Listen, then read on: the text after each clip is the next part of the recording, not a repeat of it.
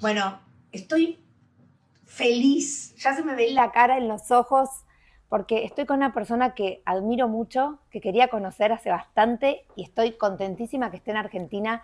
Es el doctor Mario Alonso Puig, para mí una de las voces más relevantes de estos tiempos.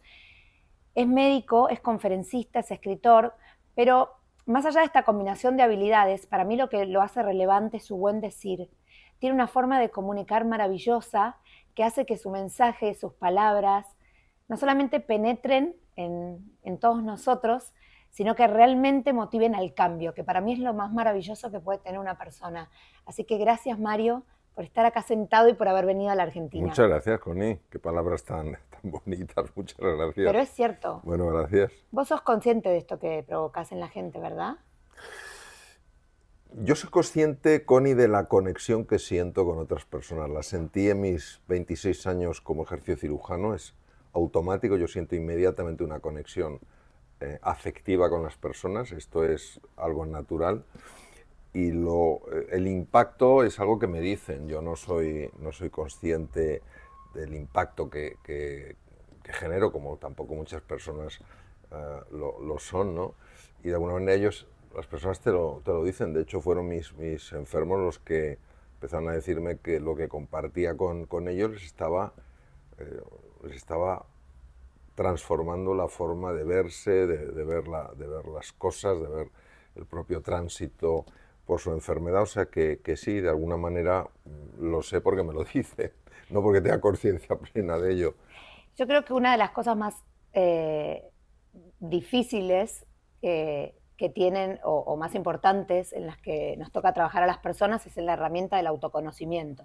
Cuando uno más se conoce, más puede decidir que sí, que no, que nos hace bien, que no nos hace tan bien.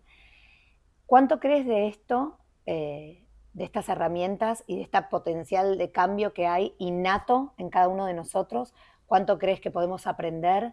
¿Cuánto crees que podemos desarrollar a lo largo de la vida?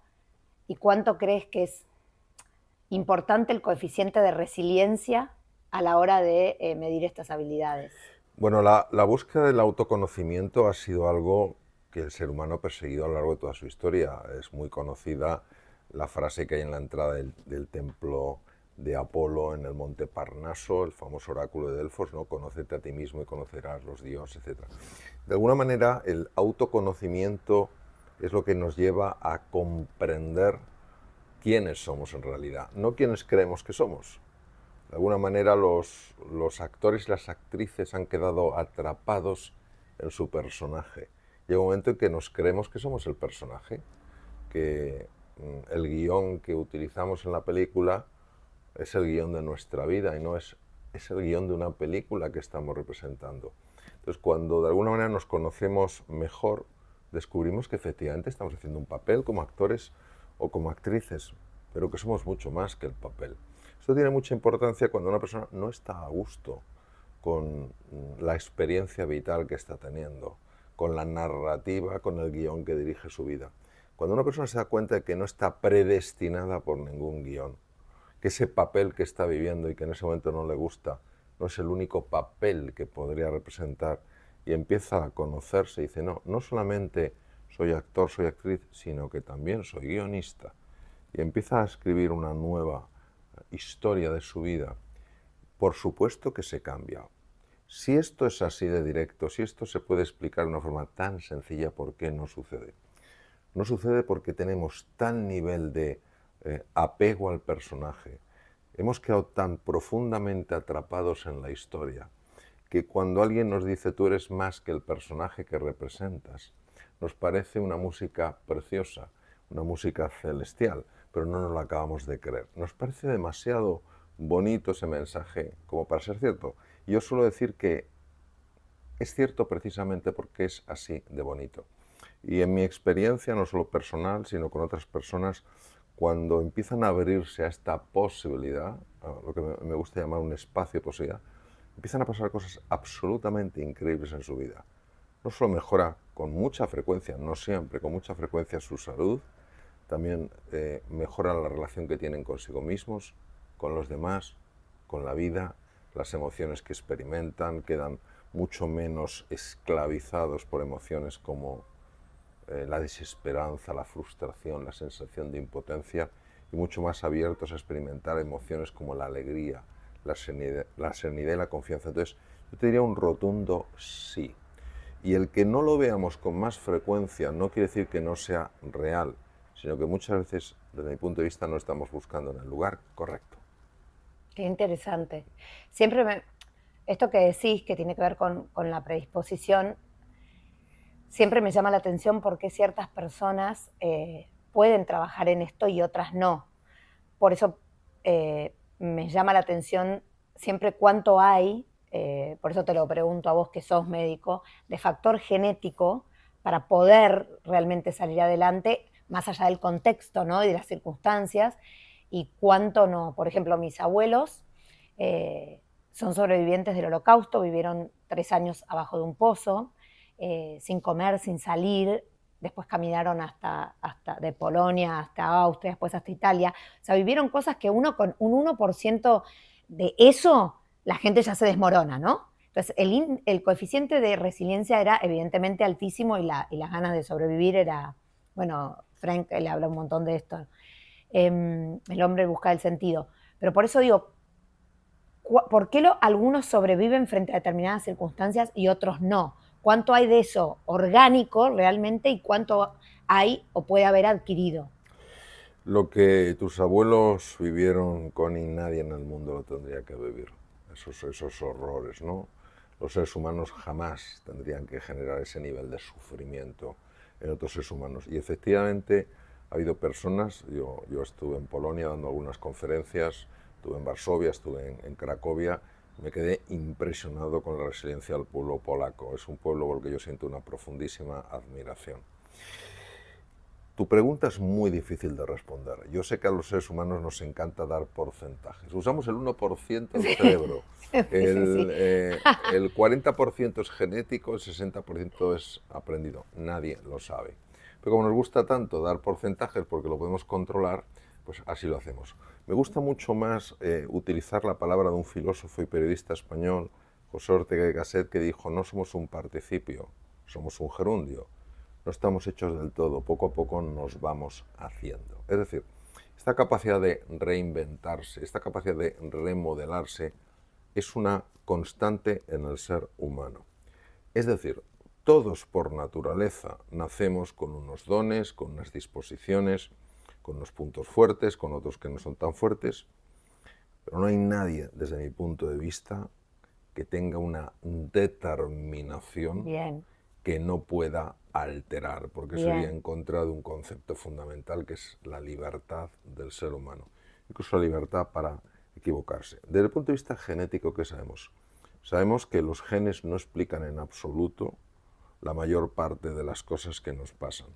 La epigenética, la capacidad de alterar la expresividad de esos genes, sí se acerca mucho más. Y en la epigenética afecta muchísimo el entorno, los valores de una persona, el contexto, como decías tú, Connie, la cultura, el propósito, porque todo esto a nivel bioquímico moviliza una serie de moléculas, una serie de hormonas que sí tienen la capacidad de hacer que unos genes se expresen y otros no. Sobre el concepto de resiliencia sí tenemos información. Uno de mis maestros, persona a la que admiro profundamente, el profesor Richard Davidson, sí vio que hay niños que cuando nacen están más predispuestos a arriesgarse, más predispuestos a superar las dificultades. Pero no dijo que unos sí y otros no, hablaba de una disposición. Claro. A mí me gustan mucho las fábulas, y hay una fábula que casi todo el mundo conoce, que es la liebre y la tortuga, ¿no? La liebre nació con una capacidad de correr muy superior a la de la tortuga. Nadie consideraría que uno de los dones de una tortuga es correr rápido, pero las fábulas de alguna manera nos quieren mandar mensajes muy profundos que desafían lo que nuestra estrecha razón considera que es posible o no. La liebre se confió, había nacido con grandes dones, con lo cual dijo: yo voy a ganar la carrera contra esta tortuga que es lenta como ella sola, me voy a echar una siestecita. Y al final ganó la tortuga. Solemos interpretar esta fábula como, claro, si se durmió, si no cultivó la dedicación que tenía que cultivar la liebre, pues lógicamente la tortuga, que no paró de caminar, lo consiguió.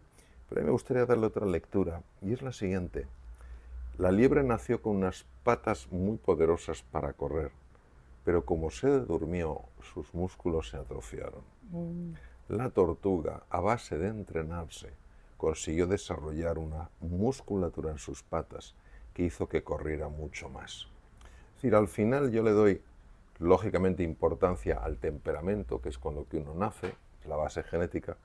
Le doy mucha más importancia al carácter, cómo uno se moldea, cómo uno se esfuerza.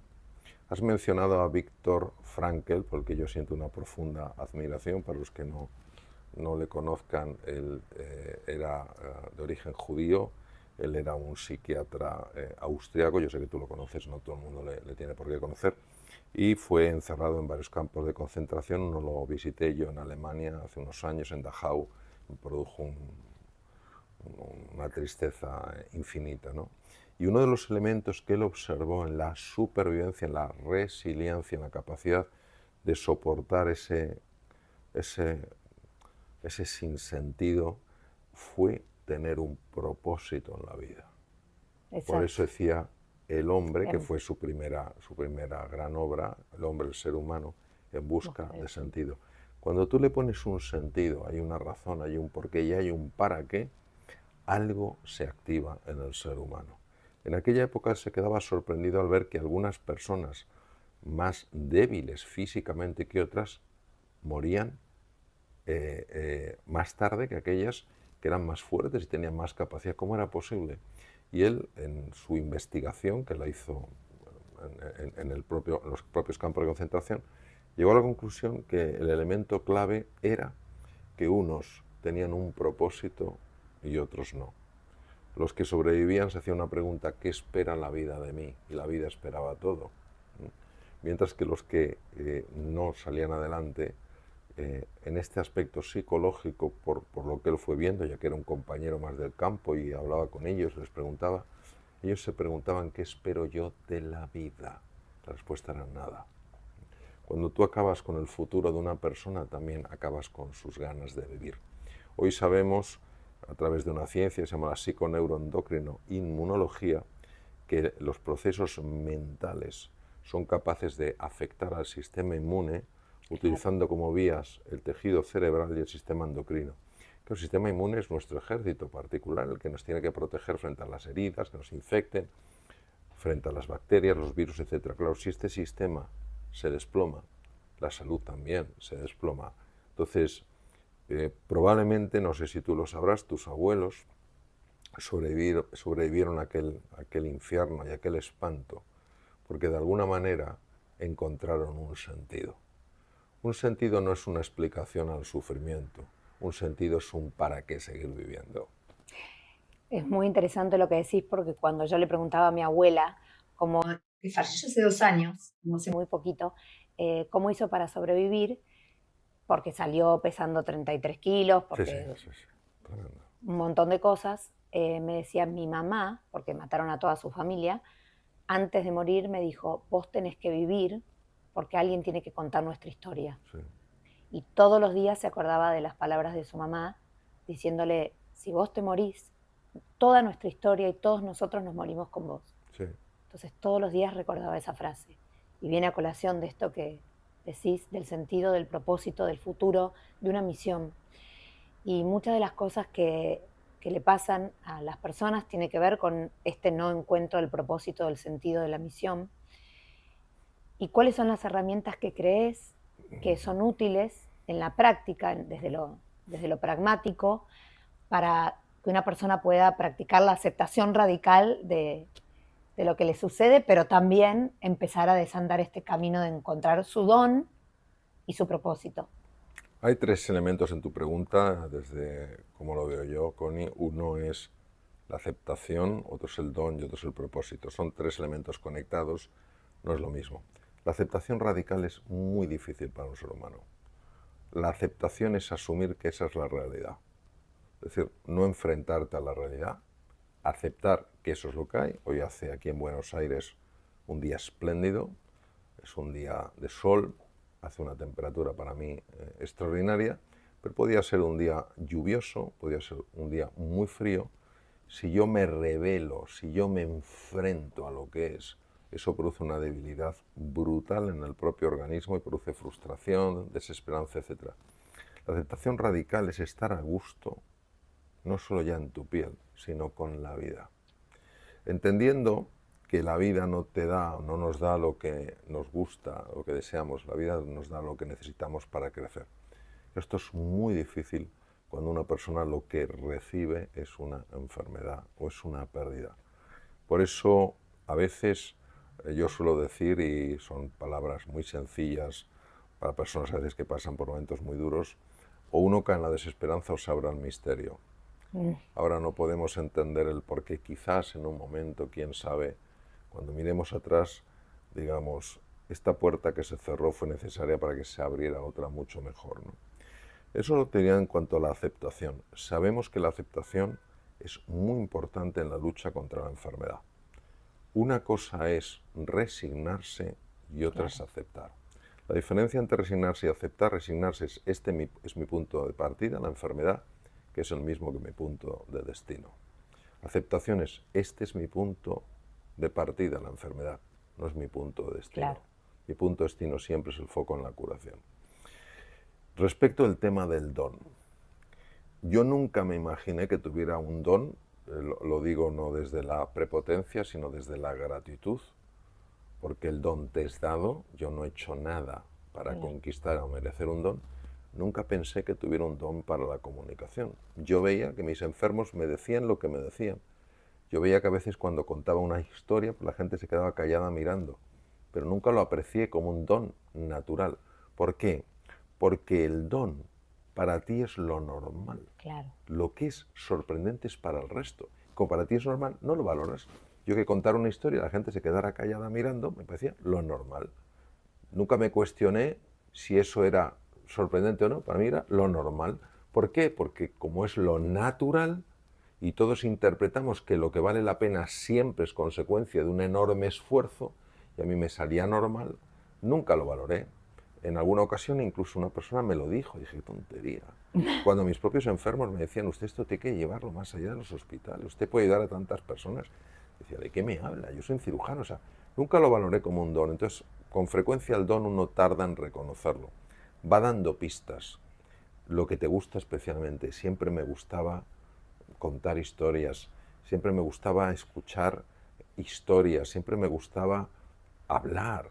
Entonces, bueno, llega un momento en que eso se ha convertido en un don en expansión ya por el tema de años y dedicación, ¿no? Entonces, ese es un punto muy importante. Es decir, por una parte la aceptación, por otra parte es el don y la tercera... El propósito. El propósito, gracias. El propósito es el para qué.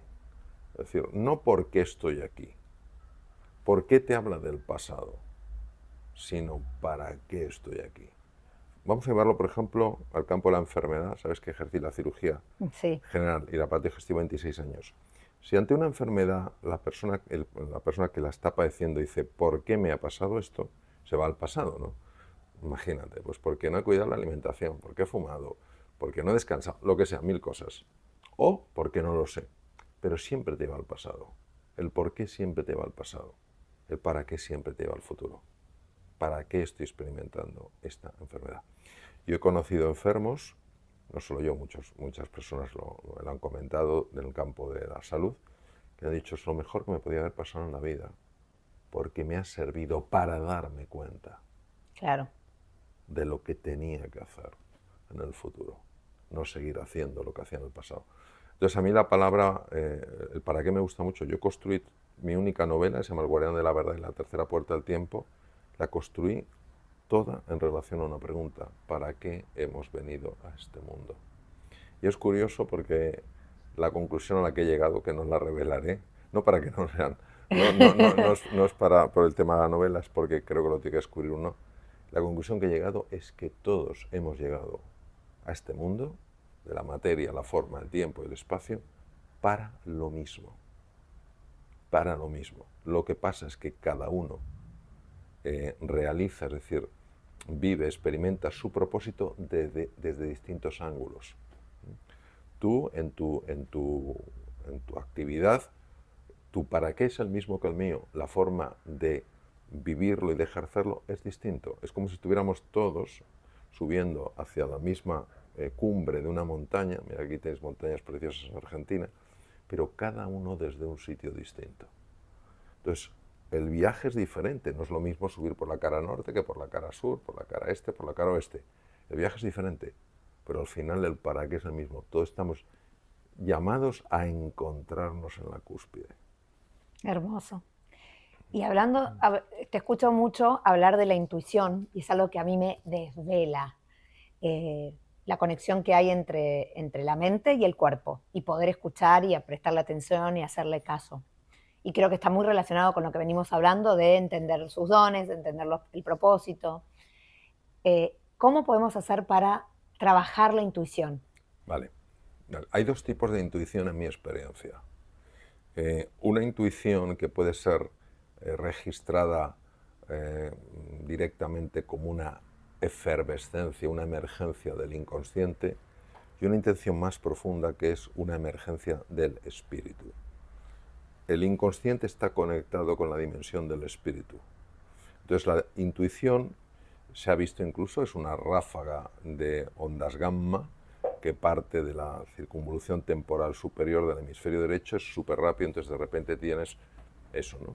Yo he experimentado esta intuición, por ejemplo, en situaciones médicas muy complejas, con un diagnóstico muy incierto, donde he recibido esa información porque el cerebro, a nivel inconsciente, sobre todo el hemisferio derecho, ha sido capaz de conectar una serie de datos que el hemisferio izquierdo, la razón autoconsciente, no podía manejar, y en ese momento me ha puesto delante lo que yo tenía que ver.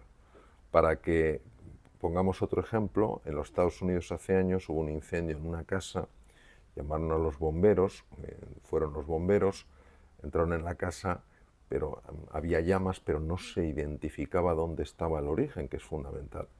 Y en un momento determinado el jefe, el líder de los bomberos, dijo: fuera de aquí todos inmediatamente. No entendí, ¡fuera! Salieron todos corriendo y en ese momento se hundió el suelo. No. El incendio estaba abajo. Le preguntaron, le entrevistaron, yo tuve acceso a la entrevista, le preguntaron que cómo lo había sabido, dijo: no lo puedo saber. Claro. Consciente no lo sé, supe que había que irse de ahí.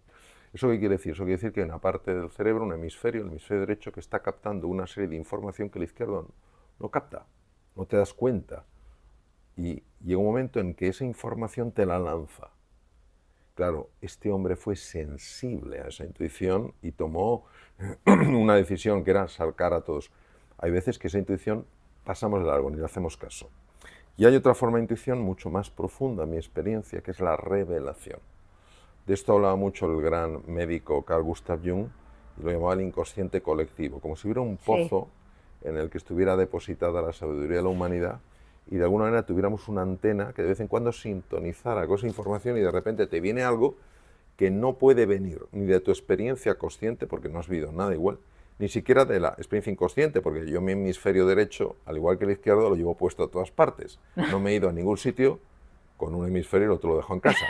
Entonces, ¿qué quiere decir? Que viene de otro lugar. Entonces, Jung lo llamó el inconsciente colectivo. Podemos llamarlo una sabiduría primordial, lo podemos llamar la vía espiritual. Lo que está claro es que hay momentos, y lo digo más por mi propia experiencia, donde te viene una revelación, una información con un poder transformador en tu vida, difícil de creer, porque te hace ver las cosas de una manera completamente distinta. Entonces yo creo que los dos existen. ¿Cuál es más importante? Son diferentes. Uno de ellos podemos trazarlo más a la pura actividad mental, el otro es más difícil de trazar dónde está su origen. Mira, me parece muy interesante porque yo siempre digo que soy casi pura intuición.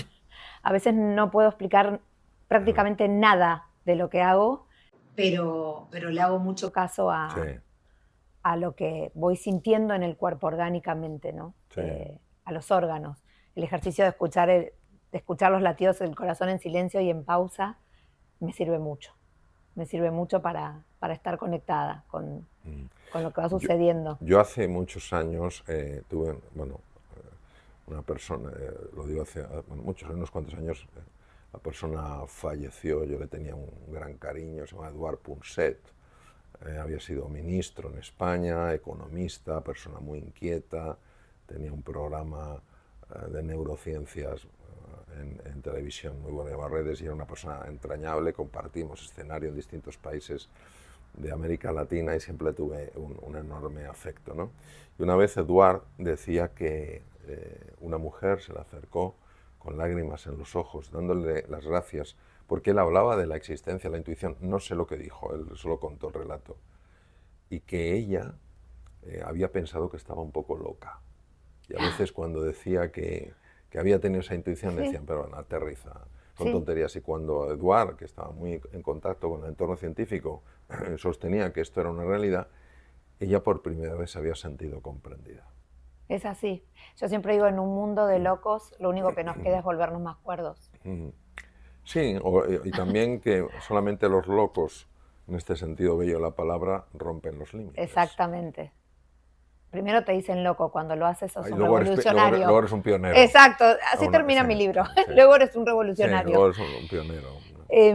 Las dos últimas preguntas que te quiero hacer, porque sé que tienes un día tremendo, de agitado, todos quieren un pedazo de Bueno, vos. muchas gracias. Y yo un pedazo de vosotros también. Aquí te esperamos siempre para que vuelvan, son muy bienvenidos, Muchas aquí está gracias. su casa. Muchas gracias. Para el año 2030, el World Economic Forum dijo en el último Davos que la principal causa de muerte va a ser la salud mental y las enfermedades asociadas a todo lo que deriva de la depresión, de la ansiedad. La tecnología juega hoy un papel primordial. De hecho, muchos hemos tenido acceso por primera vez a tus palabras a través de la tecnología y de cómo se difunden los mensajes, la alta penetración que tienen. Y hay muchas herramientas que hoy por hoy están ayudando a que más personas puedan tener acceso a herramientas de bienestar. El treatment gap es la brecha de tratamientos del 85% a nivel global. En un mundo ideal, todas las personas podrían tener acceso a médicos ideales, a personas que los pueden acompañar, pero no es así, por factores económicos y por factores culturales.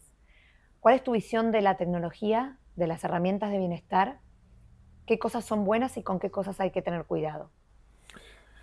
En medicina nosotros distinguimos determinadas cosas. Por ejemplo, distinguimos la clínica son los síntomas y los signos. Doctor, me duele la cabeza, me duele el estómago, esos son los síntomas, es decir, es algo subjetivo. Los signos son los que yo objetivamente puedo captar. Tiene fiebre, tiene una distensión abdominal. Y distinguimos otro concepto que es la etiología, el origen. Entonces, ¿cuál es el origen de este dolor de cabeza? Es sencillamente, bueno, pues un catarro, una gripe, es una contractura, sí. Es una contractura, es una jaqueca, es un tumor, ¿qué es? Bien, entonces, ¿cuál es la etiología de la enfermedad mental? ¿Cuál es el origen? No es el que aparece. No es el que suponemos que es más profundo. Para mí el origen de la enfermedad mental es doble. Por un lado, la deshumanización. Es decir, no nos tratamos con verdadero afecto, no somos tiernos en nuestra relación. Lejos de ayudarnos muchas veces, lo único que hacemos es juzgarnos. Entras en un lugar y a veces tienes la sensación de que no eres bien recibido. Incluso has ido a comprar. No ha sido vender nada, ha sido comprar. Entonces, esta falta de sensibilidad a lo humano es muy llamativa. Yo recuerdo una vez, estuve en un determinado país, yo venía de España, país mucho más en esto cercano, y yo vi el desapego de unas personas con otras, que ya es una cosa mucho más generalizada. Pues por una parte, la deshumanización. ¿Y por qué digo esto? Porque una de las causas más importantes de enfermedad mental es la soledad. Es una de las más importantes. La persona que se siente sola, se aísla, no comparte, puede estar ahogándose en un vaso de agua, pero no tiene nadie que le ayude a recuperar la perspectiva. No tiene nadie a quien preguntarle, no tiene nadie con quien compartir su sentir, su mundo afectivo. Entonces, eso es muy importante, porque si no vamos a pensar que las cosas son causadas por otro motivo, ¿no? Entonces, primero eso. Y segundo, el alejamiento de la vía espiritual, que no tiene por qué ser religiosa en absoluto. La vía espiritual es la conexión con uno mismo, la conexión profunda con los demás, es decir, ver en ti, Connie, no ya una persona, un prestigio, una persona de una determinada cultura y nacionalidad, sino ver siempre algo sagrado en ti. Por tanto, tener un respeto a todo lo humano y un cuidado de la naturaleza, es decir, disfrutar de ella, no abusar de ella. La pérdida de dimensión espiritual es clarísima y uno sabe perfectamente cuando se da un paseíto por un bosque o frente a un mar cómo se reequilibra, cómo cuando una persona puede compartir su sentir se reequilibra, cómo cuando una persona se siente sola, se siente acompañada, se reequilibra. Yo llevo muchos años hablando de las hormonas, y entre ellas de la oxitocina. La oxitocina es la hormona de la conexión, llevo hablando más de 10 años de ella. La oxitocina protege el corazón, favorece el funcionamiento del cerebro, favorece el funcionamiento del sistema inmune. Cuando se libera en la relación humana. Llevo muchos años, hace más de 10 años, hablando del estrés crónico y de la hormona que marca el estrés crónico, que es el cortisol. Claro. El eje del cortisol lo bloquea la oxitocina. Luego, fíjate la importancia que tiene. Si una persona se siente conectada con la naturaleza, conectada con los demás, conectada consigo misma, conectada con lo divino, como quieras llamarlo, está liberando oxitocina, está reduciendo el imperio del cortisol. Dicho esto, vamos a las redes sociales. ¿Qué hacen las redes sociales? Las redes sociales o la tecnología son medios. ¿Qué ocurre cuando una persona queda atrapada en el medio? Que se va aislando de los demás, se va aislando de sí misma. Y un momento en que se produce una desconexión, por tanto, no debemos considerar culpables en sí, per se, a la tecnología, sino un uso inadecuado de la tecnología. Cuando la tecnología lo que me sirve es para distraerme, es decir, tengo una situación interna que tengo que resolver, pero no quiero mirar dentro, prefiero acusar que mirar dentro, siempre es más fácil acusar que mirar dentro. Entonces, como quiero distraerme, ¿qué es lo que me distrae inmediatamente? La tecnología. Tengo un rush de dopamina, tengo una liberación masiva de dopamina a través del haz mesolímbico, núcleo accumbens, ¡buah! Entonces ya tengo como eso y ya me he olvidado. Es un elemento de distracción brutal. Llego a una fiesta, no conozco a nadie. ¿Qué es lo que me pide mi naturaleza? Voy a encontrarme con otras personas, a conocerlas, a pasar un momento juntos. No, como en ese momento estoy un poco incómodo y no quiero soportar la incomodidad, me meto en un rincón con el móvil y me distraigo. Ese es el problema. Bueno, nosotros no teníamos ese problema, nuestra generación no nos quedaba otra que ir a hablar. Claro. O sea, claro, no podíamos ir a... Por eso la enfermedad mental, que va acompañada de la física en mayor o menor grado, es una consecuencia de ir perdiendo algo que no tenemos que perder. Mira, los valores no son modernidades. Hay gente que dice, no, estos son valores tradicionales, como diciendo, estos son valores, valores antiguos. No, que no nos confundan con las palabras. Hay valores que son perennes. ¿Por qué son perennes? Porque siempre tendrán sentido. ¿Tú crees que leer hoy en día a Platón es leer a un antiguo? Lee a Platón. Claro. Yo te empiezo a leer fragmentos de Platón, le cambio los nombres a los personajes, porque no son personajes modernos los nombres, y tú dirías, es absolutamente actual. O tú lee El Príncipe de Maquiavelo, sin que te digan que es Maquiavelo, y dirás, bueno, esto que se ve hoy en día. ¿Por qué? Porque es literatura perenne. Podemos decir que lo que nos dijeron filósofos o grandes literatos es caduco, no es tradicional, no, es perenne. Entonces, cuando nos alejamos de los valores, y el valor fundamental es el encuentro, el ideal de la unidad, el ayudarse, el apoyarse, el contribuir, la generosidad, la compasión, el amor, la empatía. Cuando nos alejamos de eso, pues es como un barco que ha perdido el norte. Es lógico que se meta por los mares y por los caminos por donde no tiene que ir y sufra las consecuencias por ello. Lo digo para que miremos más dentro. No es solo, esto es como, por ejemplo, hace muchos años, bueno, unos cuantos años, decían, vamos a modernizar el sistema educativo, vamos a llenar las clases de tablets. Eso no es modernizar el sistema Claro. educativo. No nos equivoquemos. Modernizar el sistema educativo es ayudar a los chicos, a las niñas, a ganar en autoestima, autonomía, a tener conceptos y conocimientos aplicables al mundo práctico, a que se sientan protagonistas de su historia. Si además les das unos tablets, fenomenal, pero no pienses que el tablet va a sustituir lo otro. Entonces, por eso me gusta mucho matizar lingüísticamente donde creo, al menos desde mi experiencia, que está el verdadero desafío. Y el verdadero desafío es volver a una sociedad muchísimo más humana, donde nos importen mucho más los demás, Claro que sí. donde no nazca y muera todo en mí, lo que yo siento, lo que yo necesito, lo que a mí me gusta, lo que yo quiero, que nos abramos a los demás y mucho más conectada con el mundo del espíritu, que repito, no tiene por qué ir ligado al mundo de la religión. Sí, el individualismo es tremendo y hay un desafío muy grande en esta generación y en la educación y en la gestión de las emociones. Claro. Debería ser una materia en el colegio y no lo es. Y en todo lo que tiene que ver con habilidades blandas que no lo es. Fíjate, a mí, si me permites... Sí, pero por supuesto, todo tuyo. Es que claro, cuando dices me permites y dices y sin que te haya contestado, es como, bueno, me traes sin cuidado, me permitas o no. Yo nunca más utilizaría la palabra habilidades blandas. ¿Cómo se dice? Por el poder del lenguaje, habilidades humanas. Humanas, ahí está. Yo nunca diría habilidades blandas. ¿Por qué? Porque la palabra blanda, ¿qué decir? Lo que es blando. Claro, tenés razón. Entonces son habilidades humanas. Entonces, ¿cómo no van a ser las habilidades humanas absolutamente importantes? Mira, yo estuve en lo que se llama escuelas felices de Bután.